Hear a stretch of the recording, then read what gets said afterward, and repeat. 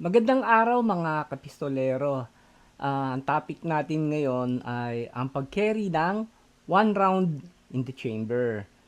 Recently kasi nakatanggap ako ng katanungan, ano? Tapos unti-unti natin ito hihimay-himayin.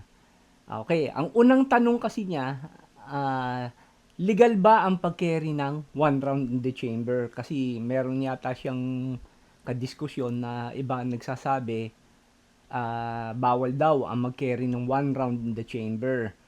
Nakalagay daw nga daw yung dun sa RA 10591. Ako, ang opinion ko, at nagsangguni din ako sa isang lawyer na kaibigan natin na nagsasabi, hindi po pinagbabawal ang pag-carry ng one round in the chamber. So, uulitin ko wala pong nakalagay sa Republic Act 10591 na nagsasabing bawal ang pag-carry ng one round in the chamber. Alam ko medyo yung iba mapapataas ang kilay, no? At magtatanong, Sir, di ba delikado yun ang pag-carry ng one round in the chamber? Ah, pwedeng delikado, pwede rin hindi.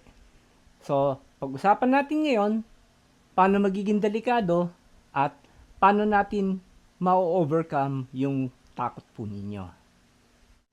Magbibigay ako ng tatlong rason kung bakit hindi kayo dapat mag-carry ng one round in the chamber.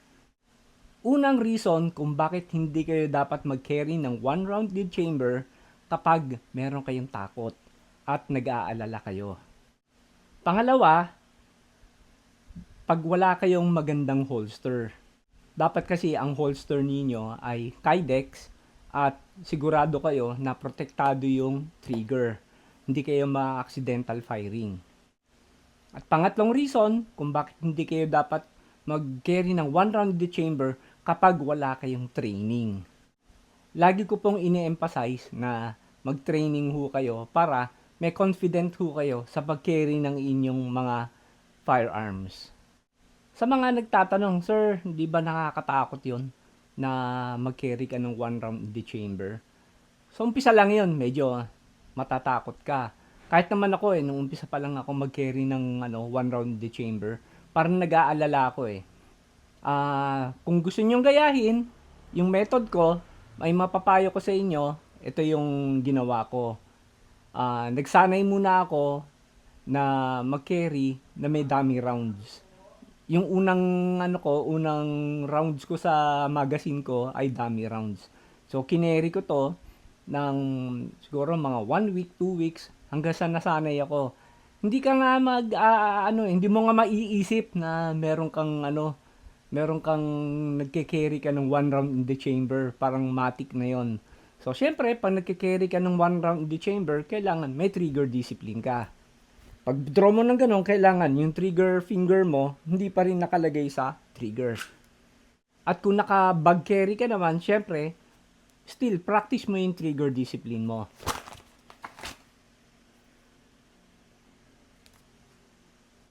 At kung kayo ay magkikerry ng inside the waistband carry, syempre, gumamit kayo ng holster na pwede talaga ninyong pagkakatiwalaan, gaya ng gawa ng 4Boys Custom Kydex.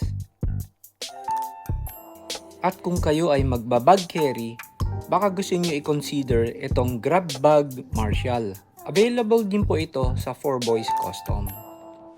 Kaya ang payo ko sa inyo, para maging confident kayo sa pag-carry ng one round in the chamber, ay sanayin po ninyo at mag-practice ho kayo. At syempre, kailangan meron kayong isang magandang holster. Maganda yung retention at maganda rin yung pagka-cover dun sa trigger para iwas disgrasya po tayo. At sa mga hindi po komportable na mag-carry ng one round in the chamber, hindi ko po kayo pinipilit. Kung saan po kayo komportable, dun ho kayo. Actually, meron namang alternative yan eh. Kung ayaw nyo mag-carry ng one round in the chamber dahil natatakot kayo, meron namang tinatawag na Israeli draw. Pwede naman yun yung practicein yung Israeli draw. Pero syempre, mas mabilis pa rin ang one round in the chamber na pag-carry kaysa sa Israeli draw. Kasi sa Israeli draw, di ba, pag bunot mo, kakasahin mo pa.